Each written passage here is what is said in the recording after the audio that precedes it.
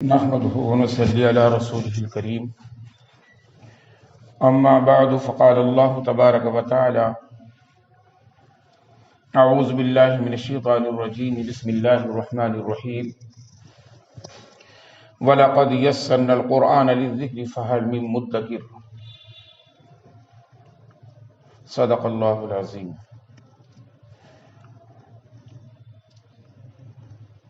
محترم و معزز سامعین اور حاضرین مجلس،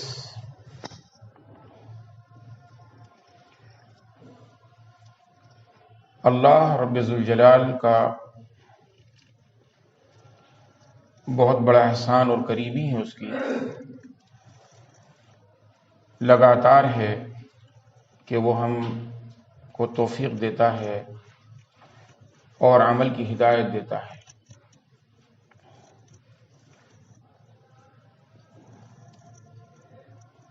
قرآن کریم اور کتاب اللہ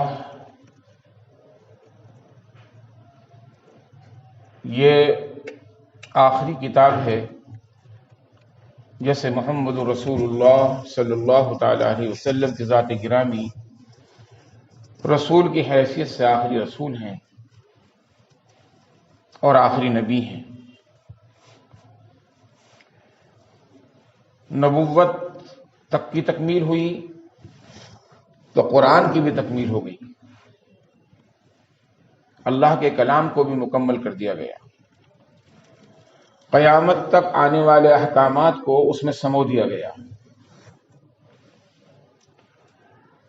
قانون بنا دیا گیا کہ آئندہ جو کچھ بھی ہوگا آپ کی تشریف آوری کے بعد، رسول اللہ صلی اللہ علیہ وسلم کی تشریف آوری کے بعد، وہ سب اس دستور اور قانون کے مطابق ہوگا۔ یہ انسانی زندگی کے ہر شعبے کے لیے رہنما ہے اور برحق کتاب ہے، ایسی برحق کتاب ہے کہ اس میں کوئی تبدیلی، کوئی اضافہ اور اس میں کسی طرح کی کوئی ترمیم نہیں ہو سکتی۔ اللہ رب العزت نے خود اس کا وعدہ اپنے ذمے لیا، اپنے کلام کے محفوظ ہونے کا اور حفاظت کا، کہ ہم نے ہی اس کو نازل کیا اور ہم اس کے محافظ ہیں۔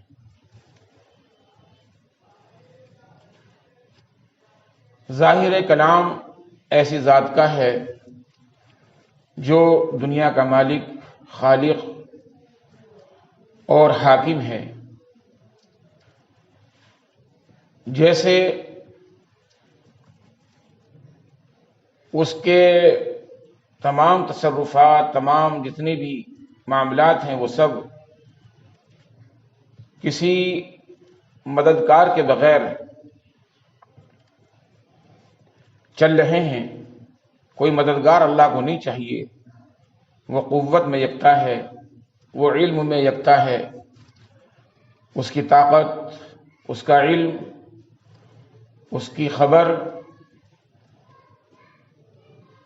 ساری کائنات پر حاوی ہے، محیط ہے۔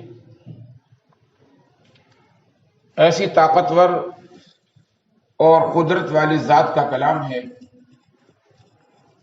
تو ظاہر ہے اس کی صفت بھی، جو کلام صفت ہوتی ہے، الفاظ اور بول چال بھی صفت ہوتی ہے اتنی بڑی ذات کی، تو کلام بھی کتنا اونچا اور بلند ہوگا۔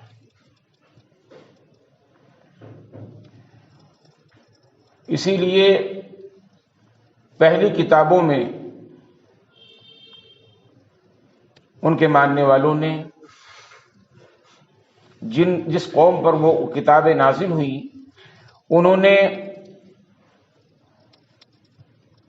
اس طرح کی خباثت کا مظاہرہ کیا کہ اس میں رد و بدل کر دی،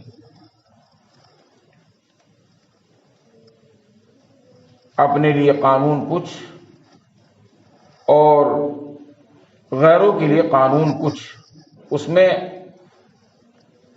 اس وقت تو وائٹنر کا دور نہیں تھا، وائٹنر کی ایجاد نہیں ہوئی تھی، لیکن جب کسی کو بدماشی سوچتی ہے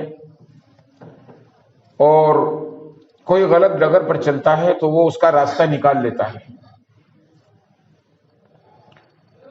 اس کو اس طرح مٹاتے تھے کہ پتہ بھی نہ چلے. تحریف کہتے ہیں اس کو. تو پہلی کتابیں تحریف سے پاک نہیں رہیں، عدل بدل ہو گئی، اس میں بدلاؤ کر دیا. لیکن قرآن کریم ہے کہ جس کی حفاظت کا سلسلہ آج بھی جاری ہے، پہلے بھی جاری تھا اور قیامت تک اللہ کی نگہبانی میں ہے.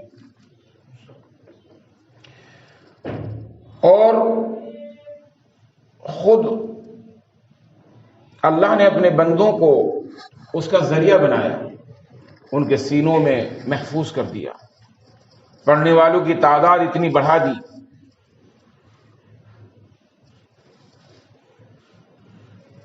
پہلے وہ قرآن کتابیں جو نازل ہوتی تھی تو اس کے محفوظ کرنے کا طریقہ اور تھا، لیکن آج یہ طریقہ ہے کہ اس کو حفظ کرنا آسان کر دیا، یاد کرنا آسان کر دیا، سینوں میں چھپ گیا. اسی لیے قرآن کہتا ہے وَلَقَدْ يَسَّرْنَا الْقُرْآنَ لِلذِّكْرِ فَهَلْ مِن مُدَّكِرٍ.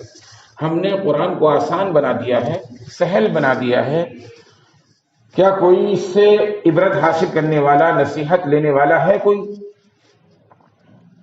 یہ اللہ کا اعلان ہے. قرآن کی بہت ساری تاثیر ہیں، بے پناہ تاثیرات ہیں. اس کا جہاں یہ چیلنج ہے کہ مجھ جیسا کوئی تیار نہیں کر سکتا. قرآن کہتا قُلْ لَئِنِ اجْتَمَعَتِ الْإِنسُ وَالْجِنُّ عَلَىٰ أَن يَأْتُوا بِمِثْلِ هَٰذَا الْقُرْآنِ. اگر انسان اور جنات سب یکجا ہو کر یہ پلان کریں کہ ہم قرآن جیسا کچھ بنائیں گے قرآن کی طرح، تو لا یاتوا بمثل هذا القرآن، نہیں لا سکتے، نہیں تیار کر سکتے. اور یہ چیلنج، یہ دعویٰ آج تک سچ ہے اور قیامت تک سچ رہے گا.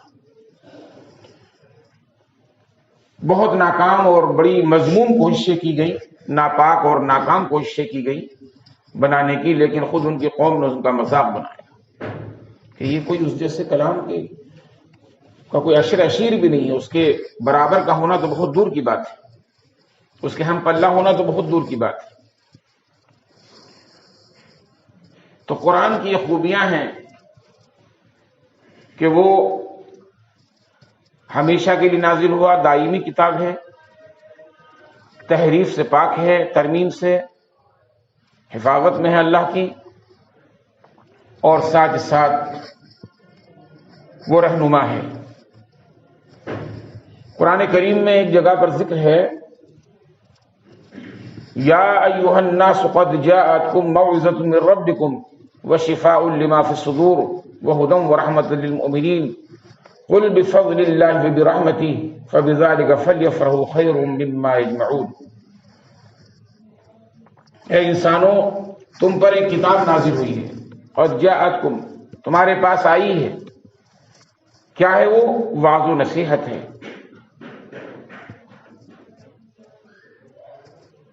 وہ بیان ہے، واعظ ہے. جیسے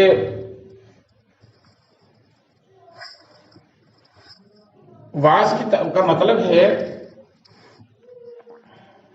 کہ اگر زمین، مثال کے طور پر زمین سے مراد لیں، زمین ہے کوئی اور زمین سخت ہو اور اس میں بیج ڈالا جائے، کوئی پودا لگایا جائے تو زمین قبول نہیں کرتی. کوئی پودے کا اگنا بہت دور کی بات ہے، کوئی پھل پھول کوئی بھی نہیں وہاں سے، گھاس پھوس بھی نہیں اگتی سخت زمین میں. اگر وہ سخت ہو تو پہلے قرآن کا یہ طریقہ ہے، قرآن کریم کی یہ ایک روشنی ہے یا ایک انداز ہے اس کا کہ پہلے دلوں کی سختی کو وہ دور کرتا ہے. زمین کو پہلے زرخیز بناتا ہے، زرخیز بناتا ہے۔ قرآن میں کہا گیا ہے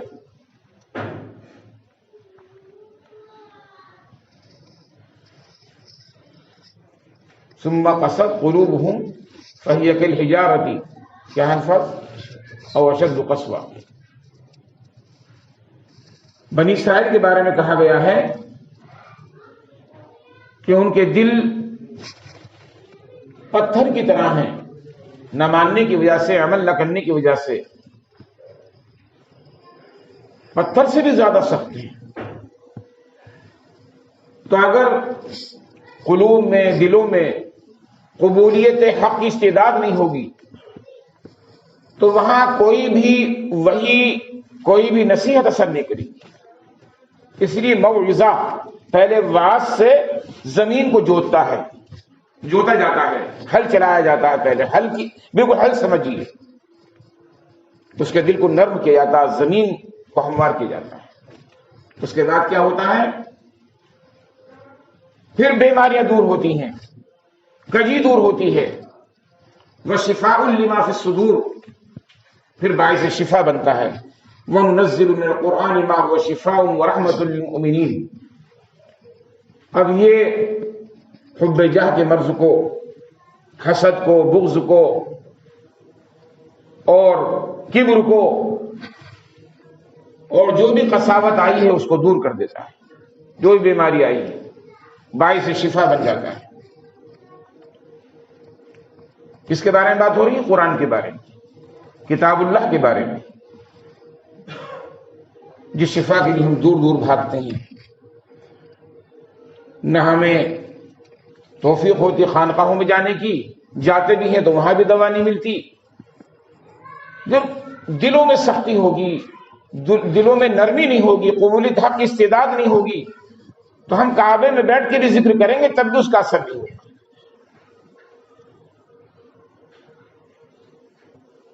پہلے کھاد اور پانی اور اس کی قساوت کو دور کیا جاتا ہے، قساوت کو دور کیا جاتا ہے اور کھاد پانی ڈالا جاتا ہے، پھر اس کی تمام امراض باطنی اس کے دور ہوتے ہیں۔ وَشِفَاءٌ لِمَا فِي الصُّدُورِ، اور صرف باطنی نہیں بلکہ جھاڑ پھونک کی میں جو ہم لگے رہتے ہیں، اللہ تعالیٰ نے قرآن کریم کو اس کے لیے بھی شفا بنایا ہے، باعث شفا بنایا ہے۔ حضرت ابو سعید خدری رضی اللہ تعالیٰ عنہ فرماتے ہیں، وہ اپنا ایک واقعہ بیان کرتے ہیں، ایک شخص کو زہریلی جانور نے کاٹ لیا، اب سورہ فاتحہ پڑھی، دم کیا، زہر ختم ہو گیا۔ خود رسول عربی صلی اللہ علیہ وسلم پر سحر کیا گیا، جادو کیا گیا۔ جس جادو کو دور کرنے کے لیے ایک تو ہم پر جادو تھوپا جاتا ہے کہ سحر ہے نہیں، ہوتا نہیں، لوگوں کو وہم ہوتا ہے، اور اگر ہوتا بھی ہے تو وہاں 10 طرح کی علاج بتا دیتے ہیں خرچ کے، کہ یہ مرغا کالے رنگ کا ذبح کرو، سفید رنگ کا ذبح کرو، چادر چڑھاؤ، وہاں جاؤ وہاں جاؤ، غیر اللہ سے تعلق جوڑتے ہیں۔ قرآن ہے، قرآن کہہ رہا میں ہوں تمہارے لیے اسپتال، میں ہوں تمہارے لیے شفا خانہ، آؤ میرے پاس، میں تمہیں شفا دوں گا۔ خود ایک عورت نے جو آپ کے ہندا نے آپ کے وہ کیا تھا، جادو کیا تھا، آپ کا علاج سورہ فلق سورہ ناس سے ہوا، وہ گرا کھولی گئی، رحمت اللہ علیہ صلی اللہ علیہ وسلم صاحب وحی پر، جس کے اوپر وحی بھیجی گئی، جن کی برکت سے ہمیں قرآن میسر ہوا۔ جو شرک سے کوئی پاک چیز ہے اس کو ہم نہیں کرتے۔ اس طرح جس کی تاثیر ہے قرآن کریم کی، کہ وہ ظاہری بیماریوں کو بھی دور کرتا ہے اور باطنی بیماریوں کا بھی علاج کرتا ہے، جس کو تزکیہ کہتے ہیں، جس کو اور الفاظ دیے جاتے ہیں، تصفیہ کہہ لیجیے، کچھ بھی کہہ لیجیے۔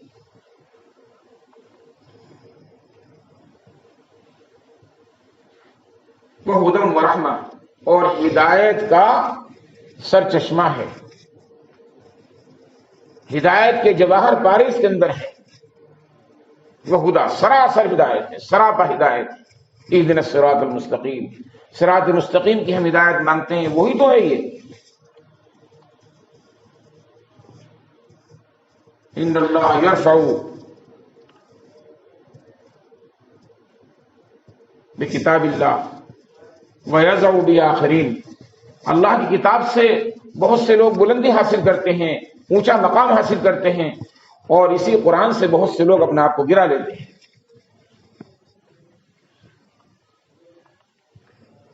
تو ہدایت کا نسخہ اس میں ہے، اتر کر ہرا سے وسوء قوم آیا، ایک نسخہ کیمیا ساتھ لایا، یہ نسخہ کیمیا ہے۔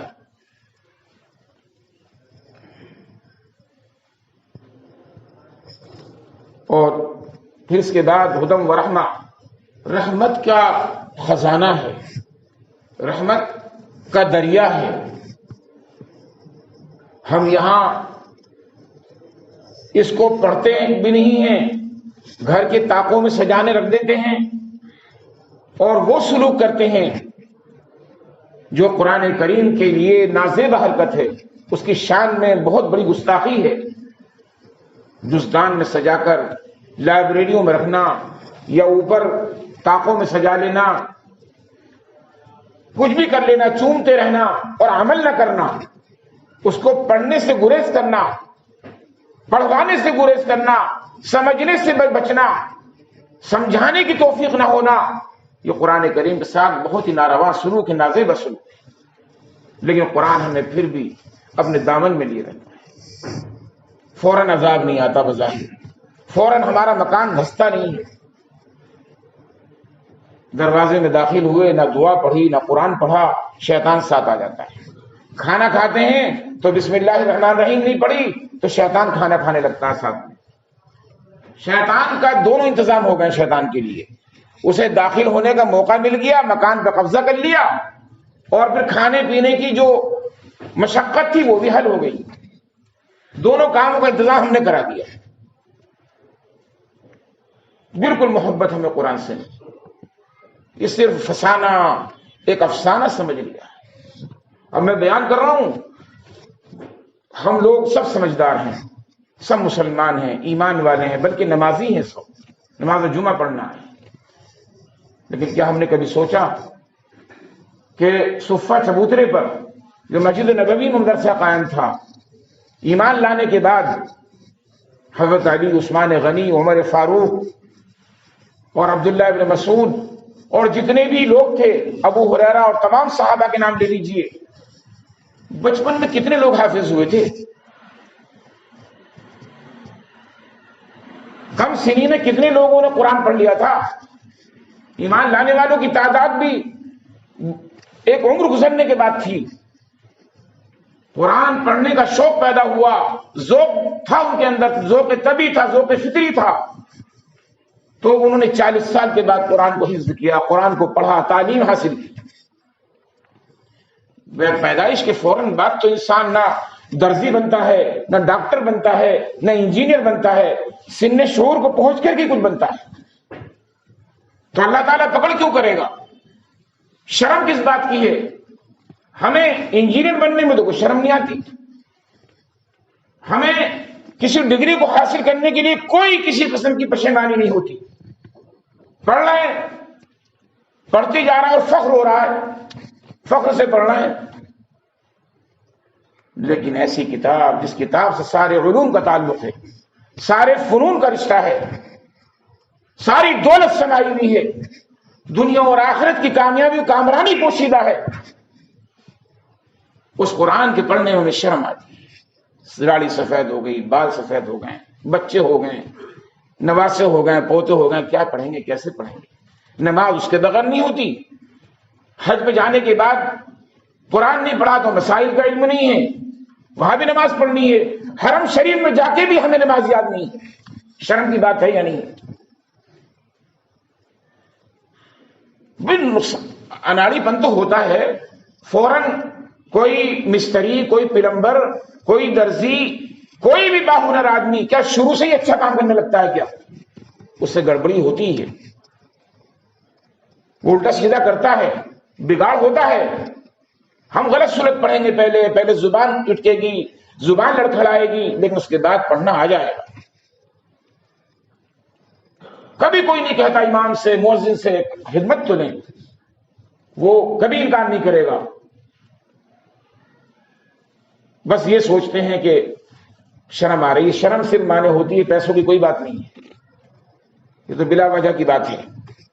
خرچ اگر اس پہ بھی کریں گے تو کیا ثواب نہیں ملے گا؟ جب ہم دنیاوی علوم حاصل کرنے کے لیے خرچ کرتے ہیں، دنیا بنانے کے لیے، قرآن تو شفاعت کرے گا قیامت کے دن.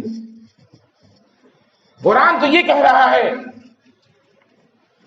من قال به صدقہ، جس نے قرآن سے کچھ بات کہی حوالے سے اس نے سچ کہا.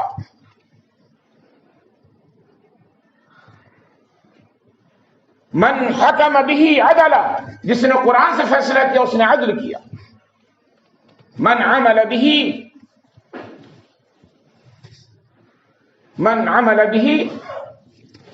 لفظ مجھے یاد نہیں آ رہا، مطلب اپنی امید کو اپنی اس کو پہنچ گیا.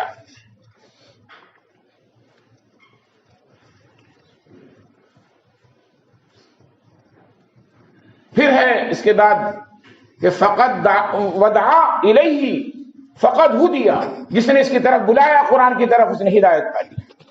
فقط ہدی. تو اتنا بڑا ہمارے لیے سرمایہ اور اتنی بڑی چیز ہمیں قرآن کے توسط سے، قرآن کے تعلق سے مل رہی ہے، اور ہمیں محبت نہیں ہے.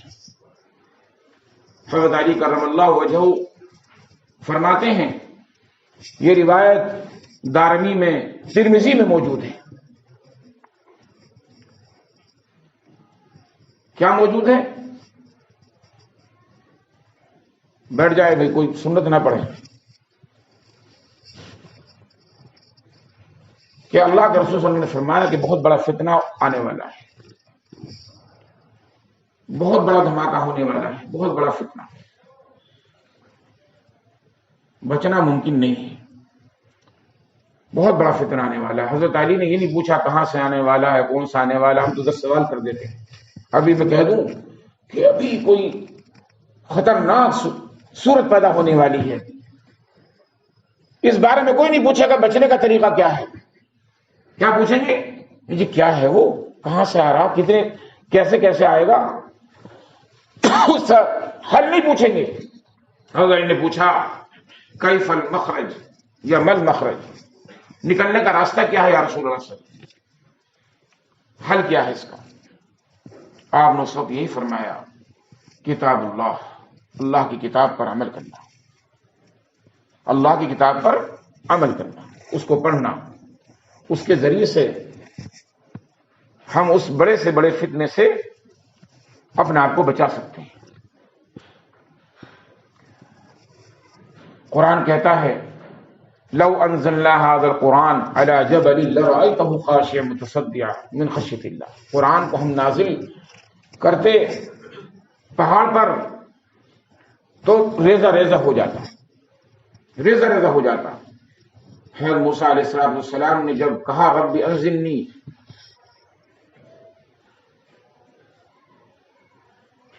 مجھے ذرا دکھا دو اپنے آپ کو، اے رب مجھے دکھا دو، تو اللہ نے کہا کہ نہیں دیکھ سکتے، تمہارے اندر طاقت نہیں ہے. لیکن کہا کہ تم ایسا کرو، پہاڑ کی طرف نظر ڈالو، پہاڑ پر نظر ڈالو اپنی نگاہ. پہاڑ پر نظر ڈالی تو اللہ نے اپنے نور کا کچھ حصہ معمولی سا وہاں نازل کیا.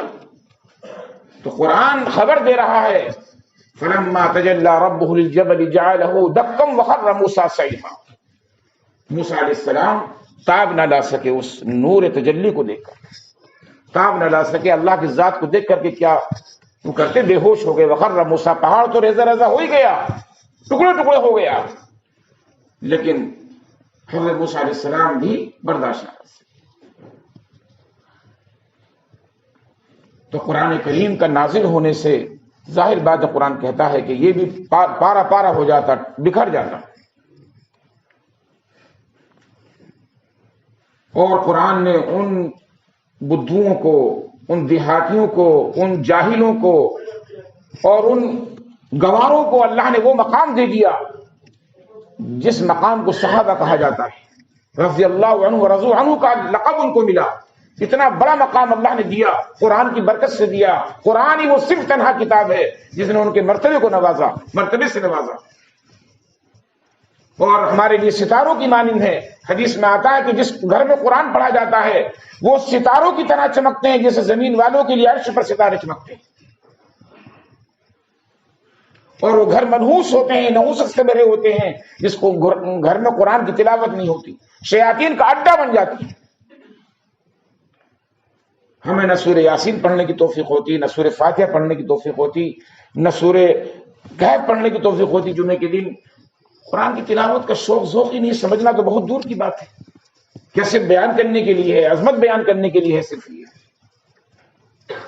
صحابہ کی بات یہ تھی کہ جو نہ تھے خود راہ پر وہ اوروں کے حاوی بن گئے۔ کیا نظر تھی کہ جس نے مردوں کو مسیحا کر دیا۔ زمانے میں معزز سے مسلمان ہو کر ہم خوار ہوئے تاریخ قرآن ہو کر۔ ہم ذلیل و خوار ہیں قرآن کو چھوڑ کر۔ اس کے اثرات دنیا میں ہی پڑتے ہیں اور آخرت میں ہی پڑیں۔ آخرت میں بھی قرآن جس طرح دنیا میں رشتہ نہیں ہوگا قرآن سے، قرآن کی شفاعت سے محروم رہے گا۔ اور اللہ کے رسول صلی اللہ علیہ وسلم بھی فرمائیں گے وہاں کہ اس نے قرآن کو نہیں پڑھا، قرآن کا ادب نہیں کیا، آج میں ان کے لیے شفاعت نہیں کروں گا۔ شفاعت ملتی امتیوں کے لیے کتنا روتے تھے، لیکن قرآن سے تعلق نہ کرنے والے کے لیے وہاں آپ کو غصہ آ رہا ہے۔ وہ قبر میں بھی کام آتا ہے، حشر میں بھی کام آئے گا۔ یہ قرآن کریم کا احسان ہے ہم پر، لیکن ہماری سمجھ میں نہیں آتا ہے۔ اس لیے اس مختصر سی گفتگو سے ہمیں شوق پیدا کرنا چاہیے۔ رمضان آ رہا ہے اور عہد کریں کہ اگر ہمیں قرآن یاد نہیں ہے، قرآن کو ہم بالترتیب سیکھنا شروع کریں گے انشاءاللہ۔ وعدہ کریں سب، اس میں کوئی کسی قسم کی انا، کوئی کسی قسم کی ہماری جاہ کا معاملہ نہیں آنا چاہیے کہ ہماری عزت گاؤں پہ لگ جائے گی، ہمارے بچے کیا کہیں گے، ہمارے ساتھی کیا کہیں گے۔ اور ابھی کیا کہیں گے، قرآن پڑھ رہے ہیں، قرآن کی عظمت کا نقارہ بجا رہے ہیں، اس کا ڈنڈورا پیٹ رہے ہیں، چار چاند لگ جائیں گے انشاءاللہ عزت میں بھی اور ہمارے وقار میں بھی۔ تو یہ وعدہ بھی کریں اور عمل کریں اللہ کے واسطے۔ ایک ایک آیت سیکھیں، پڑھیں، جس سے پڑھنا چاہیں۔ کسی کی بیوی پڑھ گئی تو بیوی سے پڑھیں، کسی کے بچے پڑھے ہیں بچوں سے سیکھیں، جن کے ماں باپ پڑھے ہوئے بچے ان سے سیکھنا شروع کر دیں۔ رمضان آ رہا، تلاوت کا موقع ملے گا، ہماری زندگی سدھر جائے گی، ہمارے اوپر آنے والے حالات ٹل جائیں گے انشاءاللہ۔ اللہ تبارک و تعالی ہم سب کو عمل کی توفیق مرحمت فرمائے۔ واخر دعوانا